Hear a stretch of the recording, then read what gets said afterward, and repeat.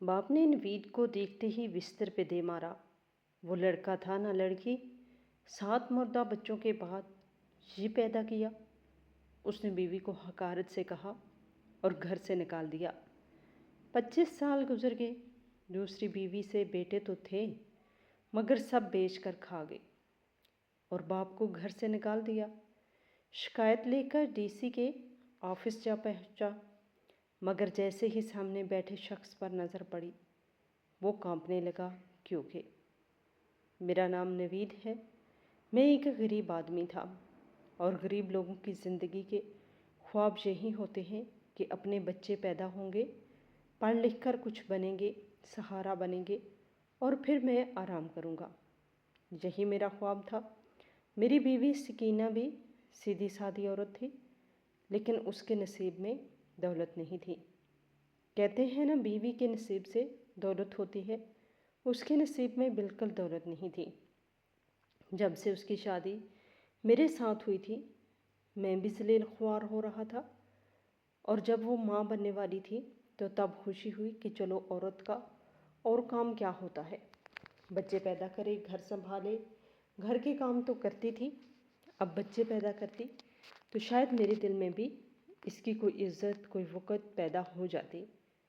लेकिन इस दिन का मंज़र आज भी मेरी आंखों के सामने वैसा ही खड़ा है। हमारा छोटा सा कच्चा सा घर था। दीवारों पर पुरानी मिट्टी जमी हुई थी। छत से कहीं कहीं मिट्टी झड़ रही थी।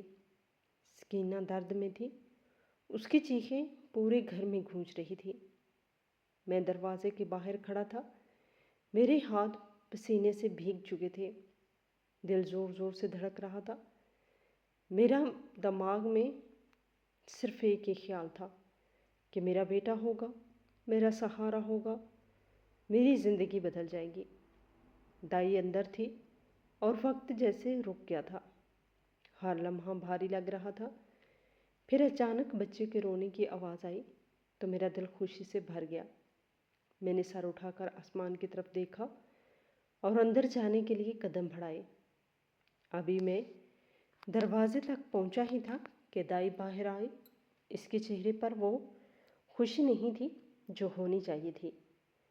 मैंने आहिस्ता से कहा उसने आहिस्ता से कहा कि बच्चा बहुत कमज़ोर है। मेरी खुशी वहीं रुक गई, लेकिन मैंने खुद को तसल्ली दी कि ठीक हो जाएगा, सब ठीक हो जाएगा। मगर सिर्फ 2 घंटे गुजरे थे कि वही दाई दोबारा मेरे सामने खड़ी थी। इस बार उसकी आंखों में संजीदगी थी। उसने कहा कि बच्चा नहीं रहा। वो अल्फाज मेरे कानों में गूंजते रहे। मैं साकत खड़ा रह गया, जैसे मेरे अंदर सब कुछ टूट गया हो। लेकिन मैंने अपने चेहरे पर कोई असर नहीं आने दिया। मैं अंदर गया तो सकीना रो रही थी। उसकी आंखें सूजी हुई थी, उसके हाथ कांप रहे थे। वो अपने खाली सीने को देख रही थी, जैसे इससे सब कुछ छीन लिया गया हो। दाई ने कहा कि बच्चा बहुत कमज़ोर था और हम लोग कज़न्स हैं, शायद इसी वजह से ये सब हुआ है। लेकिन इस वक्त मेरे अंदर हमदर्दी नहीं थी, मेरे अंदर सिर्फ गुस्सा था। मुझे लगा कि मेरी उम्मीद छिन गई है। घर का माहौल मातम में बदल गया था। सकीना मुसलसल रो रही थी। इसकी सिसकियाँ दीवारों से टकरा रही थी। लेकिन मैंने सख्त लहजे में इससे कहा कि ज़्यादा मज़लूम बनने की ज़रूरत नहीं है। जो होना था हो गया।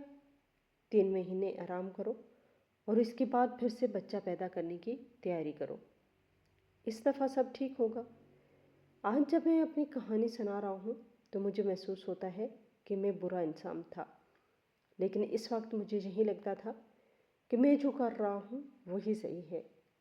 3 महीने बाद ही जब मैं फिर से अपनी बीवी को डॉक्टर के पास लेके गया और डॉक्टर ने कहा तुम फिर से माँ बनने वाली हो, मेरी बीवी तो चुप हो गई। मैंने डॉक्टर से कहा कि आपको क्या मसला है, 3 महीने बाद आए या 4 महीने बाद आए। डॉक्टर ने कहा कि एक बच्चा पैदा किया है, 3 महीने बाद दोबारा बच्चा पैदा कर रही है तो बच्चा भी कमज़ोर पैदा होगा और इसके साथ भी मसला बनेगा। इस वक्त हम एक छोटे से क्लिनिक में बैठे थे। दीवारों पर पुराने पोस्टर लगे हुए थे। एक पंखा आहिस्ता आहिस्ता घूम रहा था, जिसकी आवाज़ खामोशी को और भारी बना रही थी। سکینہ میرے پاس بیٹھی تھی، اس کی نظریں جھکی ہوئی تھی، وہ ایک لفظ بھی نہیں بول رہی تھی، جیسے اس کے اندر بولنے کی ہمت ہی ختم ہو چکی ہو۔ میں نے سخت لہجے میں کہا، آپ اپنا کام کریں، باقی ہم دیکھ لیں گے۔ ڈاکٹر نے ایک لمحے کے لیے میری طرف دیکھا، اس کی آنکھوں میں سنجیدگی تھی، جیسے وہ سب کچھ سمجھ رہی ہو، لیکن پھر اس نے کچھ نہیں کہا اور خاموش ہو گئی۔ میرے دل میں صرف ایک ہی بات تھی کہ اس دفعہ میرا بچہ زندہ رہے گا، اس دفعہ سب ٹھیک ہوگا۔ میں نے گھر آ کر سکینہ پر اور دباؤ ڈالنا شروع کر دیا۔ میں اسے بار بار کہتا کہ نماز پڑھا کر، اللہ اللہ کیا کر، تیرے ہی کوئی گناہ ہیں جو سامنے آ رہے ہیں۔ وہ خاموشی سے میری باتیں سنتی رہتی، اس کی آنکھوں میں ایک عجیب سا دکھ ہوتا تھا، لیکن وہ کبھی جواب نہیں دیتی تھی۔ وقت گزرتا گیا اور پھر وہی دن آ گیا، گھر کا کمرہ وہی دیواریں، وہی خاموشی، لیکن اس بار میرے دل میں بے چینی پہلے سے زیادہ تھی۔ سکینہ کی حالت خراب تھی، اس کی سانسیں تیز چل رہی تھی اور میں باہر کھڑا صرف انتظار کر رہا تھا۔ کچھ دیر بعد بچے کے پیدا ہونے کی خبر ملی، لیکن اس بار بھی وہ خوشی زیادہ دیر نہ ٹھہر سکی۔ صرف 1-2 گھنٹے گزرے اور پھر وہی جملہ میرے کانوں میں گونجا کہ بچہ نہیں رہا۔ اس بار میرے اندر غصہ اور بڑھ گیا۔ مجھے لگا جیسے سب کچھ میرے خلاف ہو رہا ہے۔ سکینہ پھر سے ٹوٹ گئی، اس کی سسکیاں پہلے سے زیادہ گہری تھی، لیکن میرے اندر ہمدردی کی جگہ سختی آتی جا رہی تھی۔ یہ سلسلہ پھر رکنے کا نام ہی نہیں لے رہا تھا۔ ہمارے بچہ پیدا ہوتے گئے، لیکن پیدائش کے 1-2 گھنٹے بعد ہی اس دنیا سے چلے جاتے تھے۔ ہر بار وہی منظر ہوتا، وہی خاموشی، وہی رونا اور وہی خالی پن جو پورے گھر میں پھیل جاتا تھا۔ ڈاکٹر بار بار یہی کہتی تھی کہ کزن میرج کی وجہ سے یہ سب کچھ ہو رہا ہے، کیونکہ میری بیوی میرے چاچو کی بیٹی تھی۔ وہ مجھے سمجھاتی تھی کہ ایسے کیسز میں بچوں کی صحت متاثر ہوتی ہے اور بعض دفعہ یہ مسئلہ کبھی ختم نہیں ہوتا، لیکن میں اس کی بات ماننے کو تیار نہیں تھا۔ میں کہتا تھا کہ اور بھی اتنے لوگ ہیں جن کی کزن میرج ہوئی، ان کے تو بچے پیدا ہو رہے ہیں، ان کے ساتھ تو ایسا کچھ نہیں ہو رہا۔ ڈاکٹر کہتی تھی کہ کسی کسی کے ساتھ ایسا ہوتا ہے، سب کے ساتھ ایسا نہیں ہوتا، لیکن جس کے ساتھ ہوتا ہے پھر ان کا یہ مسئلہ ساری زندگی ٹھیک نہیں ہوتا۔ میں اس کی بات سن کر بھی انکار کر دیتا تھا، کیونکہ میرے اندر ضد آ چکی تھی۔ مجھے صرف اپنا خواب نظر آتا تھا اور اس خواب کے سامنے مجھے نہ سکینہ کا دکھ نظر آتا تھا، نہ حقیقت کی کوئی بات سمجھ آتی تھی۔ بیچ میں کچھ بیٹیاں بھی پیدا ہوئیں، لیکن بیٹے زیادہ پیدا ہوئے تھے۔ کبھی کبھی میں بھی سوچتا تھا کہ اگر سارے بچہ ہی زندہ رہ جاتے تو آج میں 6-7 بچوں کا باپ ہوتا۔ ہر بار جب کوئی بچہ دنیا میں آتا تو ایک لمحے کے لیے میرے گھر میں زندگی لوٹ آتی، دیواریں جیسے سانس لینے لگتی، سکینہ کی آنکھوں میں ایک ہلکی سی چمک آتی، لیکن وہ چمک زیادہ دیر قائم نہ رہتی۔ کچھ ہی گھنٹوں بعد وہی خاموشی پورے گھر کو اپنی لپیٹ میں لے لیتی اور ہم دونوں پھر اسی خالی پن میں کھڑے رہ جاتے، جہاں نہ آواز ہوتی، نہ امید۔ بیٹیوں کی پیدائش پر بھی میں نے کبھی خوشی محسوس نہیں کی۔ میرا دل صرف ایک بیٹے کے خیال میں الجھا رہتا تھا۔ سکینہ ہر بار ٹوٹتی جا رہی تھی، اس کا جسم کمزور ہو چکا تھا، اس کے چہرے کی رنگت ماند پڑ گئی تھی، لیکن میں نے کبھی اس کے حال کو سمجھنے کی کوشش نہیں کی۔ اب پھر سے میری بیوی ماں بننے والی تھی۔ اس بار میرے اپنے خاندان والے بھی میرے سامنے کھڑے ہو گئے تھے۔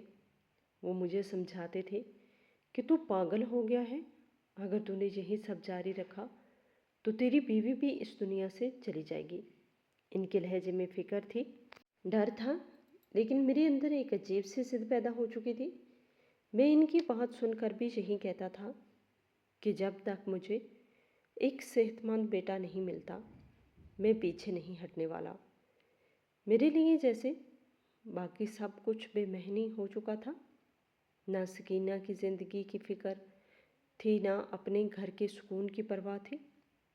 آج جب میں پیچھے مڑ کے دیکھتا ہوں تو مجھے محسوس ہوتا ہے کہ شاید میں واقعی بہت جاہل تھا، لیکن اس وقت مجھے اس بات کا کوئی اندازہ نہیں تھا۔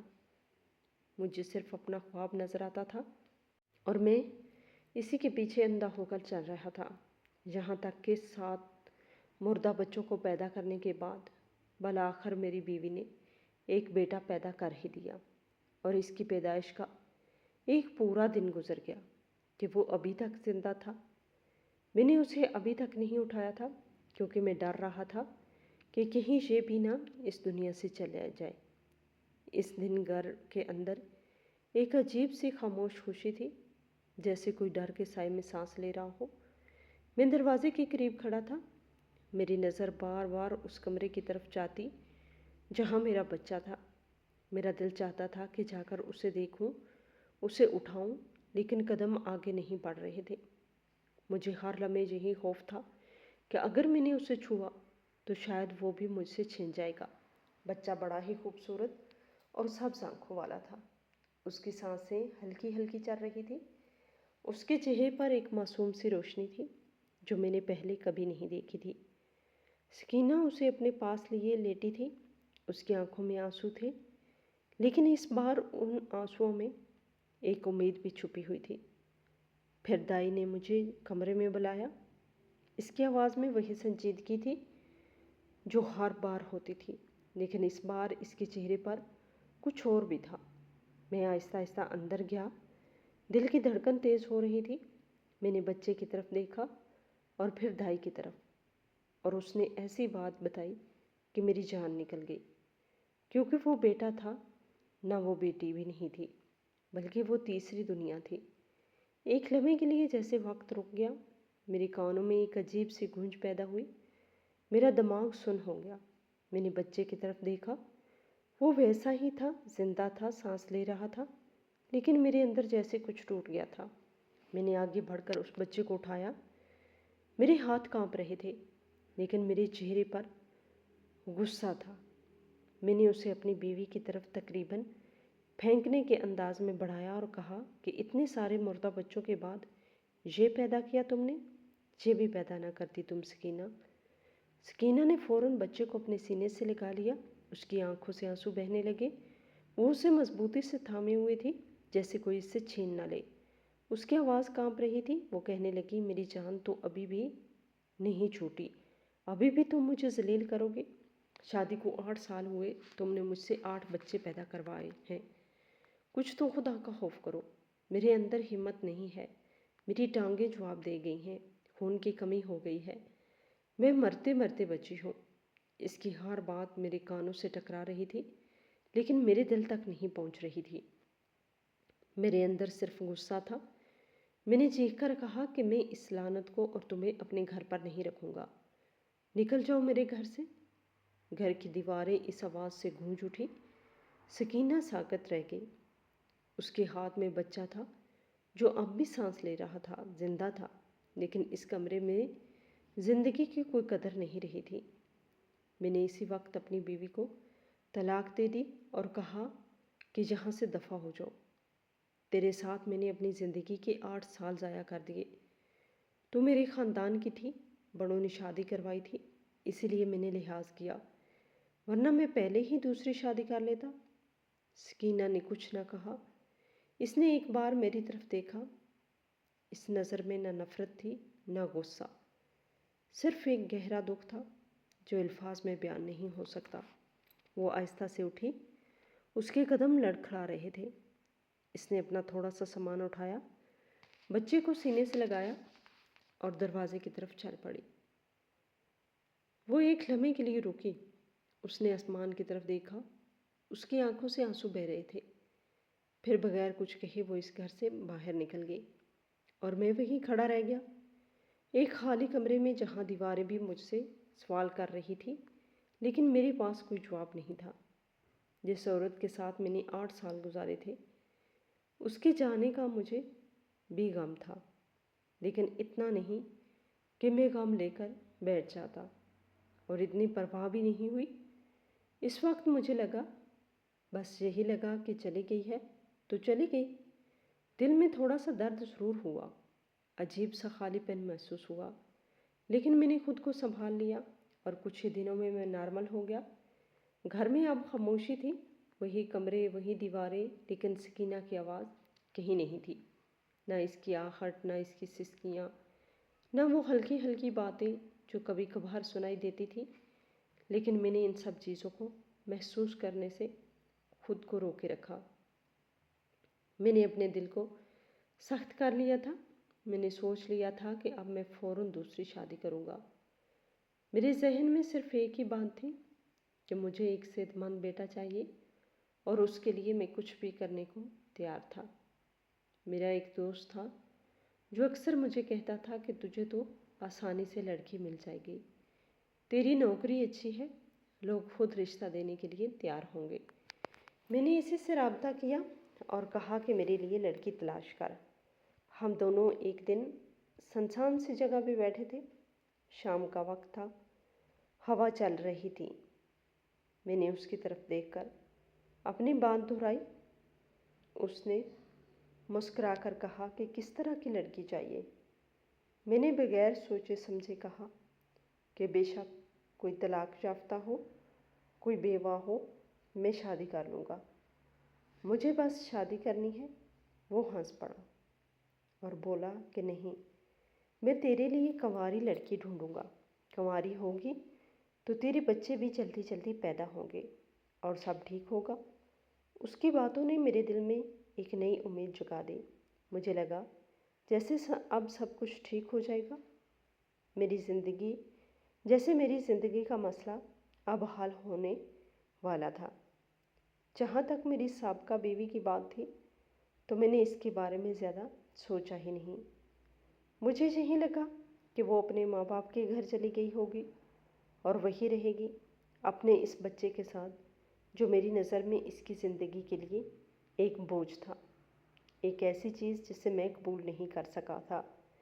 میں نے اپنے دل کو یہ باور کرا دیا تھا کہ وہ سب کچھ ختم ہو چکا ہے اور اب مجھے صرف آگے بڑھنا ہے، چاہے اس کے لیے مجھے کچھ بھی کیوں نہ کرنا پڑے۔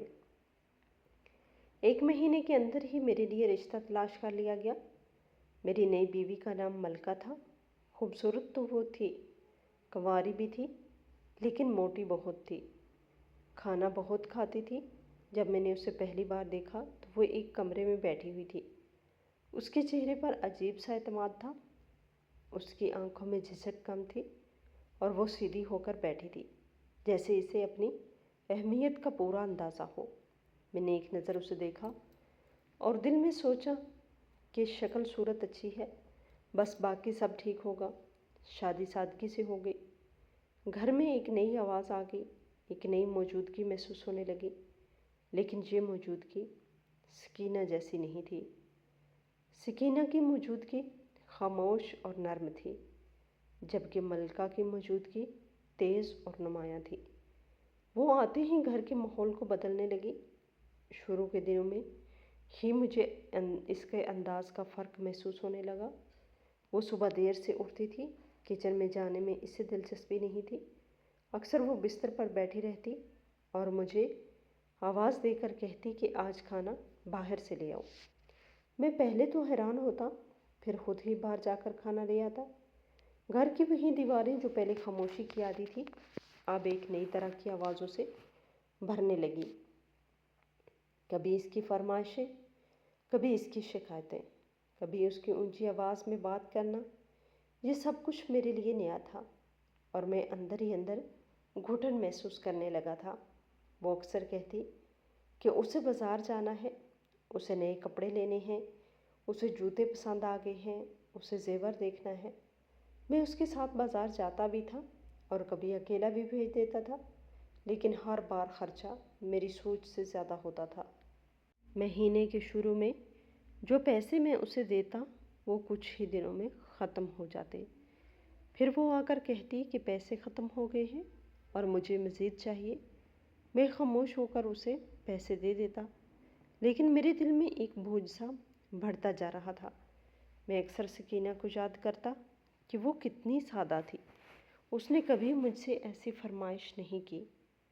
وہ جو بھی تھا اسے میں گزارا کر لیتی تھی، لیکن میں نے اس کے ساتھ کیا کیا؟ یہ خیال کبھی کبھار میرے دل میں آتا، لیکن میں فوراً اسے جھٹک دیتا۔ ملکہ کے نخرے میرے لیے ایک آزمائش بن گئے تھے۔ میں نے کبھی کسی عورت کے نخرے نہیں اٹھائے تھے، اسی لیے مجھے ہر بات بھاری لگتی تھی۔ کبھی وہ کھانے پر ناراض ہو جاتی، کبھی کپڑوں پر، کبھی کسی چھوٹی سی بات پر اس کا موڈ خراب ہو جاتا اور وہ مجھ سے بات کرنا چھوڑ دیتی۔ گھر کا ماحول اکثر بوجھل رہنے لگا تھا۔ میں کام سے تھکا ہارا واپس آتا تو سکون کی امید ہوتی، لیکن یہاں آ کر ایک نئی تھکن میرا انتظار کر رہی ہوتی۔ میں کئی بار سوچتا کہ میں نے کیا فیصلہ کر لیا ہے، لیکن پھر خود کو یہی کہہ کر چپ کرا دیتا کہ وقت کے ساتھ سب ٹھیک ہو جائے گا۔ پھر ایک دن اس نے مجھے بتایا کہ وہ ماں بننے والی ہے۔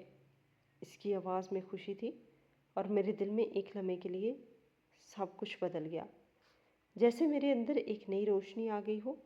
میں نے اس کی طرف دیکھا اور پہلی بار مجھے اس کے نخرے ہلکے لگنے لگے۔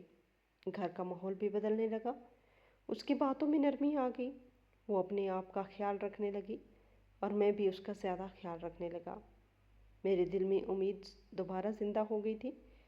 میں ہر روز یہی سوچتا کہ اس بار سب ٹھیک ہوگا، اس بار میرا خواب پورا ہوگا۔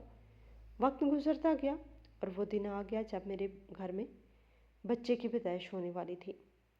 اس بار میرا دل زور زور سے دھڑک رہا تھا، لیکن اس کے ساتھ ایک امید بھی تھی جو پہلے کبھی نہیں تھی۔ پھر وہ لمحہ آیا جب مجھے بتایا گیا کہ میرے ہاں بیٹا ہوا ہے۔ میں ایک لمحے کے لیے خاموش رہ گیا، جیسے مجھے یقین نہ آ رہا ہو۔ میں نے آہستہ آہستہ قدم اٹھائے اور کمرے کے اندر گیا۔ وہاں ایک چھوٹا سا وجود لیٹا ہوا تھا، اس کی سانسیں ٹھیک چل رہی تھی، اس کا جسم مضبوط لگ رہا تھا اور وہ بالکل ٹھیک تھا۔ میں نے آگے بڑھ کر اسے اٹھایا۔ اس بار میرے ہاتھ نہیں کانپ رہے تھے۔ میرے چہرے پر ایک عجیب سی خوشی تھی جو میں نے پہلے کبھی محسوس نہیں کی تھی۔ میں نے اس بچے کو اپنے سینے سے لگایا اور پہلی بار مجھے لگا کہ میں واقعی باپ بن گیا ہوں۔ میرا خواب پورا ہو گیا ہے۔ اس لمحے کے بعد میرے لیے سب کچھ بدل گیا۔ میں نے ملکہ کے نخرے بھی قبول کر لیے، اس کے خرچے بھی قبول کر لیے۔ مجھے اب ان باتوں سے فرق نہیں پڑتا تھا، کیونکہ اس نے مجھے وہ دیا تھا جس کے لیے میں اتنے سال بھٹکتا رہا تھا۔ میں ہر وقت اپنے بیٹے کو دیکھتا رہتا، اس کی چھوٹی چھوٹی حرکتیں، اس کی سانسیں، اس کی آنکھیں، سب کچھ مجھے خوشی دیتا تھا۔ گھر میں اب ایک نئی زندگی تھی، ایک ایسی خوشی تھی جو پہلے کبھی نہیں آئی تھی۔ میں نے دل ہی دل میں یہ سوچ لیا تھا کہ شاید سکینہ ہی منحوس تھی، اس کی وجہ سے میری زندگی میں نحوست تھی، اور اب جب وہ نہیں ہے تو سب کچھ ٹھیک ہو گیا ہے۔ مجھے اپنی اس سوچ کے ساتھ خوش تھا، مطمئن تھا، اور مجھے لگتا تھا کہ اب میری زندگی میں کوئی کمی نہیں رہی۔ اب سب کچھ ویسا ہی ہو گیا ہے جیسا میں چاہتا تھا، اور میں نے اس خوشی کو اپنی کامیابی سمجھ لیا تھا۔ اس کے علاوہ ایک نہیں، اس نے مجھے ایک اور بیٹا بھی پیدا کر کے دیا اور میں 2 بیٹوں کا باپ بن گیا۔ میری خاندان میں ناک اونچی ہو گئی۔ سکینہ کو تو جیسے سارے بھول ہی گئے۔ گھر میں اب خوشی کا شور تھا، لوگ آتے تھے، مبارک دیتے تھے، میرے کندھے پہ ہاتھ رکھ کر کہتے تھے کہ اب تو تیری زندگی بن گئی ہے۔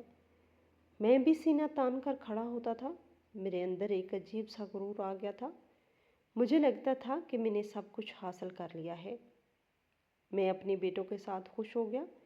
ایک کا نام میں نے قاسم رکھا اور ایک کا نام عمران رکھا۔ میں نے یہ نام بھی سوچ سمجھ کر رکھے تھے۔ مجھے لگتا تھا کہ یہ بڑے ہو کر بہادر بنیں گے، مضبوط بنیں گے اور میرا سہارا بنیں گے۔ گھر کا ماحول اب پہلے جیسا نہیں رہا تھا۔ اب ہر طرف چیزیں تھیں، نئے کپڑے، نئے جوتے، نئے کھلونے، ہر چیز میں چمک تھی۔ لیکن اس چمک کے پیچھے ایک بے سکونی بھی تھی جو آہستہ آہستہ بڑھ رہی تھی۔ میرے بچے اپنی ماں کی طرح نخرے والے تھے۔ وہ جو بھی مانگتے وہی چاہیے ہوتا، اگر نہ ملتا تو گھر سر پر اٹھا لیتے۔ ابھی ان کی عمر 8 سال بھی پوری نہیں ہوئی تھی۔ ان کے ہاتھ میں مہنگے موبائل آ گئے تھے۔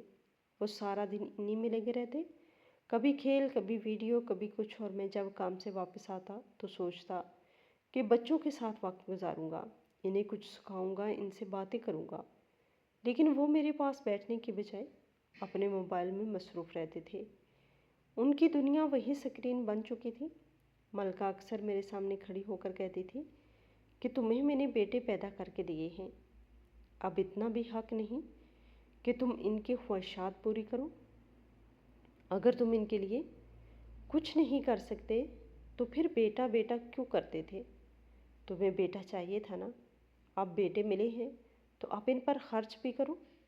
اس کی باتیں میرے دل پہ لگتی تھی، لیکن میں جواب میں یہی کہتا تھا کہ ہاں، اگر ان کے لیے نہیں کرنا تو پھر کس کے لیے کرنا ہے؟ اور میں خاموش ہو کر اپنی جیب سے پیسے نکال دیتا تھا۔ مہینے کا خرچہ بڑھتا جا رہا تھا۔ ہر دن کوئی نہ کوئی نئی فرمائش سامنے آ جاتی، کبھی کپڑے، کبھی جوتے، کبھی کوئی نیا کھلونا، کبھی موبائل کی کوئی نئی چیز۔ میں سب کچھ پورا کرنے کی کوشش کرتا رہا، کیونکہ مجھے لگتا تھا کہ یہی باپ ہونے کا حق ہے۔ لیکن وقت کے ساتھ ساتھ میرے دل میں ایک اور احساس بھی پیدا ہونے لگا۔ میں نے محسوس کیا کہ میرے بچے صرف چیزوں کے پیچھے بھاگ رہے ہیں۔ ان کی باتوں میں نہ ادب تھا، نہ لحاظ، نہ کسی چیز کی قدر۔ وہ جو چاہتے تھے فوراً چاہتے تھے، اور اگر نہ ملتا تو غصہ کرتے، شور مچاتے۔ میں کئی بار انہیں سمجھانے کی کوشش کرتا کہ سادہ رہو، پڑھائی پر دھیان دو، زندگی صرف چیزوں کا نام نہیں ہے، لیکن وہ میری بات کو سن کر بھی نظر انداز کر دیتے، جیسے میری بات کی کوئی اہمیت ہی نہ ہو۔ گھر میں ہر چیز ہونے کے باوجود ایک خالی پن تھا۔ میں بیٹھ کر اپنے بیٹوں کو دیکھتا اور سوچتا کہ میں نے یہ سب کس کے لیے کیا تھا؟ کیا یہی وہ خواب تھا جو میں نے دیکھا تھا؟ میں یہ چاہتا تھا کہ میرے بچے میرا سہارا بنے، اچھے انسان بنے، لیکن آہستہ آہستہ مجھے لگنے لگا کہ ان کی تربیت ویسی نہیں ہو رہی جیسی ہونی چاہیے تھی۔ ان کے دماغ صرف کھانے پینے، کھیلنے، موبائل اور پیسے کی طرف لگے ہوئے تھے۔ یہ احساس میرے اندر آہستہ آہستہ بڑھ رہا تھا، لیکن میں پھر بھی خود کو یہی کہہ کر تسلی دیتا تھا کہ وقت کے ساتھ سب ٹھیک ہو جائے گا۔ لیکن کہیں نہ کہیں میرے دل کے اندر ایک بے چینی جنم لے چکی تھی، جو ہر گزرتے دن کے ساتھ اور گہری ہوتی جا رہی تھی۔ میں بار بار خود کو یہ تسلی دیتا تھا کہ بیٹے ہیں، لڑکے ہیں، ٹھیک ہو جائیں گے۔ وقت کے ساتھ لڑکیاں تو نہیں ہیں کہ اپنی مرضی سے چلا لو، لڑکے ضدی ہوتے ہیں، خون گرم ہوتا ہے، کیونکہ اب وہ جوان ہو چکے تھے۔ وقت تو گزرتا جا رہا تھا، پتہ نہیں کتنا وقت گزر گیا تھا، میں بوڑھا ہو گیا تھا، لیکن میں یہ سوچنا بھول گیا تھا کہ یہ سب کچھ اس طرح سے نہیں ہونا چاہیے۔ لڑکیوں سے زیادہ آج کل لڑکوں کی تربیت کرنے کی ضرورت ہے۔ میں ریٹائر ہوا تو گھر پر ہی رہنے لگا، سب کچھ اپنے بیٹوں کے حوالے کر دیا۔ یہ مشورہ مجھے میری بیوی نے دیا تھا۔ وہ بار بار یہی کہتی تھی کہ بیٹے آخر کس لیے ہوتے ہیں؟ وہ تمہارا سہارا بنیں گے۔ اب وقت آ گیا ہے کہ تم آرام کرو اور سب کچھ ان کے حوالے کر دو۔ میں نے اس کی بات مان لی۔ میں نے اپنی ساری کمائی، اپنا کاروبار، اپنی ذمہ داریاں، سب کچھ اپنے بیٹوں کے حوالے کر دیا۔ اس دن مجھے لگا کہ اب میں واقعی سکون سے زندگی گزاروں گا۔ میں گھر کے ایک کونے میں بیٹھ کر انہیں کام کرتے دیکھوں گا اور دل ہی دل میں خوش ہوں گا کہ یہ سب اب میرا سہارا ہے۔ شروع کے دنوں میں سب ٹھیک لگ رہا تھا۔ میں صبح اٹھتا، چائے پیتا اور خاموشی سے بیٹھ جاتا۔ گھر میں اب میرا کوئی خاص کام نہیں رہا تھا۔ میں کبھی کبھار ان سے پوچھ لیتا کہ کام کیسا چل رہا ہے۔ وہ مختصر سا جواب دیتے تھے کہ سب ٹھیک ہے، اور میں بھی خاموش ہو جاتا۔ لیکن آہستہ آہستہ مجھے باہر سے خبریں ملنے لگی۔ لوگ آ کر اشاروں میں باتیں کرتے تھے۔ کوئی کہتا کہ کاروبار پہلے جیسا نہیں رہا، کوئی کہتا کہ دکان پر دھیان کم ہو گیا ہے۔ میں پہلے ان کی باتوں کو نظر انداز کرتا رہا، لیکن جب یہ باتیں بار بار سننے کو ملی تو میرے دل میں بے چینی پیدا ہونے لگی۔ میں نے ایک دن اپنے بیٹوں کو بلایا اور ان سے بات کرنے کی کوشش کی۔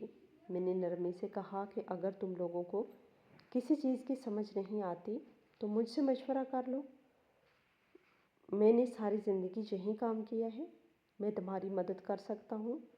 انہوں نے میری بات سنی، لیکن ان کے چہروں پر وہ سنجیدگی نہیں تھی جو ہونی چاہیے تھی۔ انہوں نے سر ہلا دیا، جیسے صرف رسمی طور پر میری بات مان رہے ہوں، اور پھر اپنے اپنے کام میں لگ گئے۔ دن گزرتے گئے اور حالات بہتر ہونے کے بجائے اور خراب ہونے لگے۔ میں نے محسوس کیا کہ وہ مجھ سے مشورہ لینے سے کتراتے ہیں، جیسے انہیں میری ضرورت ہی نہ ہو۔ پھر ایک دن مجھے حقیقت کا پتہ چلا۔ کسی نے آ کر مجھے بتایا کہ میرے بیٹے کاروبار پر دھیان دینے کے بجائے اپنی عیاشیوں میں لگے ہوئے ہیں۔ وہ دوستوں کے ساتھ وقت گزار رہے ہیں، مہنگی جگہوں پہ جا رہے ہیں اور پیسہ پانی کی طرح بہا رہے ہیں۔ یہ سن کر میرے قدموں تلے سے زمین نکل گئی۔ میں نے یقین نہیں کیا، لیکن جب میں نے خود جا کر دیکھا تو حقیقت وہی تھی جو مجھے بتائی گئی تھی۔ میرے بیٹے، جن کے لیے میں نے ساری زندگی محنت کی تھی، جن کے لیے میں نے سب کچھ قربان کیا تھا، وہی میرے بنائے ہوئے سب کچھ کو برباد کر رہے تھے۔ انہیں نہ کاروبار کی فکر تھی، نہ جائیداد کی، نہ اس محنت کی جو میں نے سالوں تک کی تھی۔ ان کے لیے زندگی صرف مزے کرنے کا نام بن گئی تھی۔ میں گھر واپس آیا تو میرا دل بوجھل تھا۔ میں ایک کونے میں بیٹھ گیا اور دیر تک خاموش رہا۔ گھر کی دیواریں جیسے مجھ سے سوال کر رہی تھی کہ کیا یہی وہ سہارا تھا جس کے لیے تم نے اپنا سب کچھ کیا تھا؟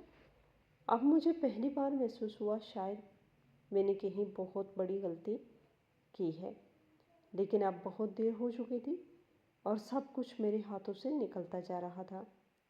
میرے بیٹوں نے سب کچھ بیچ دیا اور مجھے گھر سے باہر نکال دیا، اور میری بیوی بھی ان کے ساتھ مل گئی تھی، کیونکہ میری بیوی ہمیشہ سے ہی آرام پسند اور کھانے کی شوقین تھی، اور کھانا اور آرام تو اس کو اپنے بیٹوں کے ساتھ بھی مل رہا تھا، تو اس کو میری کیا ضرورت تھی؟ ایک دن میں نے گھر کے دروازے سے باہر نکالا گیا تو میرے ہاتھ خالی تھے اور دل بھرا ہوا تھا۔ وہی گھر جس کی ہر اینٹ میں میری محنت تھی، وہی دروازہ جس سے میں فخر کے ساتھ اندر داخل ہوتا تھا، آج میرے لیے بند ہو چکا تھا۔ میرے بیٹے، جن کے لیے میں نے سب کچھ کیا تھا، وہی مجھے اجنبی نظروں سے دیکھ رہے تھے، اور ملکہ ایک طرف کھڑی تھی۔ اس کے چہرے پر کوئی نرمی نہیں تھی، جیسے میں اس کے لیے کبھی تھا ہی نہیں۔ میں گلی میں کھڑا تھا، لوگ مجھے دیکھ رہے تھے، لیکن کوئی آگے نہیں آیا۔ میرے قدم بھاری ہو چکے تھے، لیکن میرے اندر ایک ضد ابھی بھی زندہ تھی۔ میں نے دل میں کہا کہ میں اتنی آسانی سے ہار ماننے والا نہیں ہوں۔ میں شکایت لے کر جاؤں گا، میں اپنا حق واپس لے کر رہوں گا۔ کسی نے مجھے بتایا کہ اس علاقے میں نیا ڈی سی آیا ہوا ہے، اگر میں اس کے پاس جاؤں تو شاید وہ میری مدد کر دے۔ میں نے اسی امید کے سہارے قدم اٹھائے اور اس کے دفتر کی طرف چل پڑا۔ دفتر کے باہر رش تھا، لوگ اپنی اپنی فائلیں ہاتھ میں لیے کھڑے تھے۔ ہر چہرے پر ایک امید تھی اور ایک تھکن بھی تھی۔ میں بھی ان کے درمیان کھڑا ہو گیا۔ میرا دل تیزی سے دھڑک رہا تھا، جیسے میں کسی بڑے فیصلے کے قریب ہوں۔ جب میری باری آئی تو میں آہستہ آہستہ اندر داخل ہوا۔ کمرہ بڑا تھا، میز کے پیچھے ایک کرسی تھی جس پر ایک نوجوان بیٹھا ہوا تھا۔ اس کے چہرے پہ سنجیدگی تھی، آنکھوں میں اعتماد تھا، اور اس کے انداز میں ایک وقار تھا۔ میں نے اس کی طرف دیکھا اور ایک لمحے کے لیے رک گیا۔ مجھے لگا جیسے میں اسے پہچان نہیں پا رہا، لیکن پھر میری نظر اس عورت پہ پڑی جو اس کے ساتھ کھڑی تھی، اور وہ سکینہ تھی۔ سکینہ کو دیکھتے ہی میرا دل دھک سے رہ گیا۔ وقت جیسے ایک لمحے کے لیے رک گیا۔ اس کے چہرے پہ وہی سادگی تھی، لیکن اب اس میں ایک مضبوطی بھی تھی۔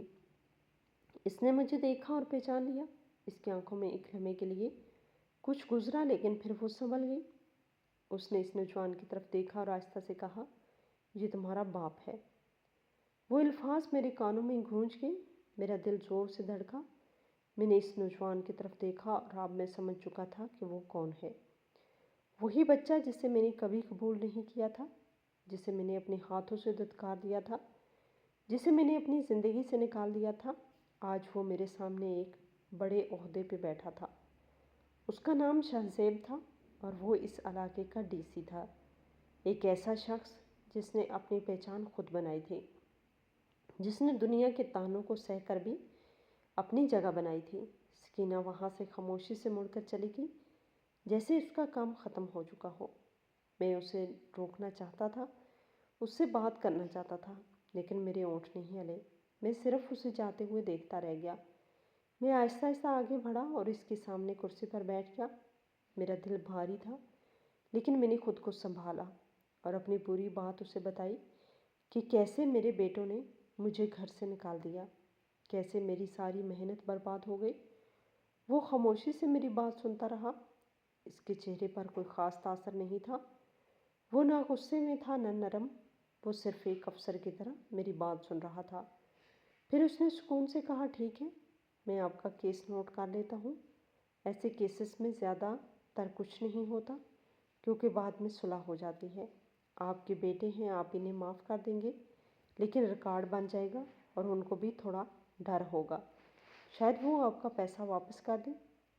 اس کی آواز میں کوئی جذبات نہیں تھے، صرف ایک پیشہ ورانہ انداز تھا، جیسے میں اس کے لیے صرف ایک کیس ہوں۔ میرا دل چاہا کہ میں اس سے کچھ کہوں، کچھ ایسا جو اس کے دل تک پہنچ جائے، لیکن الفاظ ساتھ نہیں دے رہے تھے۔ جب میں اٹھ کر جانے لگا تو میں نے ایک لمحے کے لیے اس کے کندھے پہ ہاتھ رکھنے کی کوشش کی، جیسے ایک باپ اپنے بیٹے کو پیار دیتا ہے، لیکن اس نے فوراً ایک قدم پیچھے ہٹ لیا۔ وہ لمحہ میرے لیے سب سے بھاری تھا، جیسے کسی نے میرے دل پر ایک اور وار کر دیا ہو۔ میں وہیں رک گیا، میرے ہاتھ ہوا میں ہی رہ گئے اور میری آنکھوں میں آنسو بھر آئے۔ اس دن مجھے پہلی بار پوری طرح احساس ہوا کہ میں نے کیا کھویا ہے، میں نے کس کو ٹھکرایا تھا اور کس کو اپنا سمجھا تھا۔ میں دفتر سے باہر نکلا تو سورج کی روشنی آنکھوں میں چبھ رہی تھی، میرے قدم لڑکھڑا رہے تھے اور آنکھوں سے آنسو بہہ رہے تھے، لیکن اب بہت دیر ہو چکی تھی۔ میں نے سامنے دیکھا تو سکینہ گاڑی میں بیٹھی تھی۔ شاید یہ وہی گاڑی تھی جو میرے اس بیٹے کو حکومت کی طرف سے ملی تھی۔ میں وہاں سے گزرا تو اس نے گاڑی کا شیشہ نیچے کیا اور میری طرف دیکھا۔ اس کی آنکھوں میں وہی پہچان تھی، لیکن اب اس پہچان میں نرمائش نہیں تھی۔ اس کے چہرے پر ایک سنجیدگی تھی، جیسے وہ بہت کچھ دیکھ چکی ہو، بہت کچھ سہ چکی ہو۔ اس نے مجھے دیکھ کر کہا، سنا ہے تمہارے بھی 2 بیٹے ہیں، صحیح مرد ہیں، پورے ہیں، انہوں نے کیا کیا تھا تمہارے ساتھ، اور جس کو تم نے دھتکارا آج وہ کس مقام پہ پہنچ گیا۔ یہ نہ سمجھنا کہ یہ سب کچھ بہت آسان تھا، میں نے کیا کیا جھیلا یہ میں ہی جانتی ہوں، اور وہ سب اللہ نے دیکھا ہے، تمہیں کبھی معاف نہیں کرے گا، کیونکہ میں نے تمہیں ابھی تک معاف نہیں کیا۔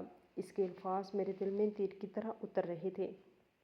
میں وہیں کھڑا رہ گیا، میرے ہاتھ کانپنے لگے اور زبان جیسے بند ہو گئی۔ میں نے بہت مشکل سے خود کو سنبھالا اور کہا کہ مجھے معاف کر دو، معاف کر دو مجھے، میں بہت بڑا بیوقوف انسان تھا، مجھ سے غلطی ہو گئی، مجھ سے بات مت کرو، مجھے میرے بیٹے سے ملنے نہ دو، اس کو بھی کہو کہ وہ مجھ سے نفرت کرے، لیکن تم مجھے معاف کر دو۔ میری آواز ٹوٹ رہی تھی، میری آنکھوں سے آنسو بہہ رہے تھے۔ میں اس گاڑی کے سامنے کھڑا تھا جس میں وہ بیٹھی تھی، اور میں زمین پر گرا ہوا ایسا محسوس ہو رہا تھا جیسے میری ساری طاقت ختم ہو گئی ہو۔ اس نے میری طرف دیکھا اور اس کی آنکھوں میں کوئی نرمی نہیں آئی۔ اس نے کہا کہ میں معاف نہیں کروں گی، اگر میں نے تمہیں معاف کر دیا تو شاید اللہ بھی تمہیں معاف کر دے گا، اور میں ایسا نہیں چاہتی۔ اس کے الفاظ بہت سخت تھے، لیکن اس کے لہجے میں وہی سچائی تھی جو کسی آئینے کی طرح سامنے آ رہی تھی۔ وہ گاڑی کے اندر بیٹھی رہی اور بولتی رہی، اور میں باہر کھڑا سن رہا تھا۔ اس نے کہا کہ 8 بچے میرے اس دنیا سے گئے تھے، کیا میرے لیے وہ میری اولاد نہیں تھی؟ تمہاری وجہ سے ہوا تھا یہ سب کچھ۔ جب تمہارے اوپر عروج تھا، جب تم جوان تھے تو تم فرعون بن گئے تھے میرے لیے، اور اب تمہارے اوپر عروج نہیں ہے، تم ضعیف ہو، کمزور ہو، تو اب معافیاں مانگ رہے ہو۔ اس کی ہر بات میرے دل پر بھاری پتھر کی طرح گر رہی تھی۔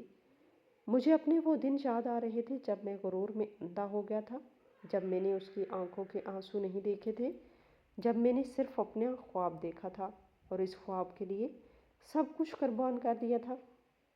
وہ بولتی رہی اور میں سنتا رہا، جیسے میرے پاس اب کوئی جواب باقی ہی نہ ہو۔ اس نے کہا کہ اب مجھ پہ عروج ہے، میں اپنے بیٹے کی ماں ہوں جس نے مجھے آج اس सरकारी गाड़ी में बैठने की इजाज़त दी है। हम बड़े बंगले में रहते हैं, हमें किसी चीज़ की कमी नहीं है। फिर इसने आखिरी बात कही कि जाओ, तुम अपनी ज़िंदगी में अपने बेटों के पास मुझे दोबारा अपनी शक्ल न दिखाना। ये कहकर इसने शीशा ऊपर कर लिया। गाड़ी आहिस्ता आहिस्ता चल पड़ी और मैं वहीं सड़क के किनारे खड़ा रह गया। गाड़ी दूर जाती रही और मैं उसे देखता रहा। मेरे कानों में उसकी आखिरी बातें गूंज रही थी। मेरे अंदर कुछ टूट गया था जो अब दोबारा जुड़ नहीं सकता था। मैं आहिस्ता आहिस्ता ज़मीन पर बैठ गया। मेरी ताकत ख़त्म हो चुकी थी। लोग मेरे पास से गुजर रहे थे, लेकिन मुझे किसी की परवाह नहीं थी। मेरी आंखों से मुसलसल आंसू बह रहे थे और मैं पहली बार अपनी पूरी ज़िंदगी को एक ही लम्हे में देख रहा था। मुझे अपने बेटे याद आ रहे थे, जिन्हें मैंने बनाया था, जिन्हें मैंने तोड़ा था, और वो माँ याद आ रही थी जिसे मैंने अपने हाथों से धुतकार दिया था। वही औरत जिसने हर दर्द सहकर भी मेरे घर को संभाला था, आज मुझसे दूर थी और मैं अकेला था। इस दिन के बाद मेरी ज़िंदगी बदल गई। मैं हर रात जागता था, कभी छत को देखता, कभी दीवारों को, कभी अपने हाथों को, और मुझे लगता था कि ये हाथ वही हैं जिन्होंने सब कुछ बर्बाद किया है। मैं माफ़ी मांगता रहा, अल्लाह से भी और अपने आप से भी, लेकिन दिल का सुकून वापस नहीं आया। मुझे अब हर वक्त एक ही खौफ रहता है कि जब मैं अल्लाह के सामने जाऊंगा तो मेरे पास क्या होगा, मेरे अमाल क्या होंगे, मेरी कहानी क्या होगी, और ये सोच मुझे हर दिन तोड़ती रहती है। मैं अब सिर्फ एक ही चीज़ जानता हूँ कि मैंने बहुत देर कर दी और जो वक्त था वो मैंने खुद ज़ाया कर दिया। आप लोग भी मेरे लिए दुआ करना, मेरे दिल को सुकून मिल जाए और मेरे लिए आखिरत में आसानी हो जाए। मेरे जैसे बहुत लोग होते हैं, मेरी कहानी इन लोगों तक पहुंच जाए और वो वक्त से पहले संभल जाए तो मेरे लिए यही काफ़ी होगा। शायद इसी को इबरत मिले और किसी के दिल से दवा निकले तो मेरे लिए ही बेहतर साबित हो जाए। ये थी हमारी आज की कहानी। आपको कैसी लगी कमेंट बॉक्स में अपनी राय का इज़हार ज़रूर किया करें और हमारे चैनल को सब्सक्राइब करें। शुक्रिया।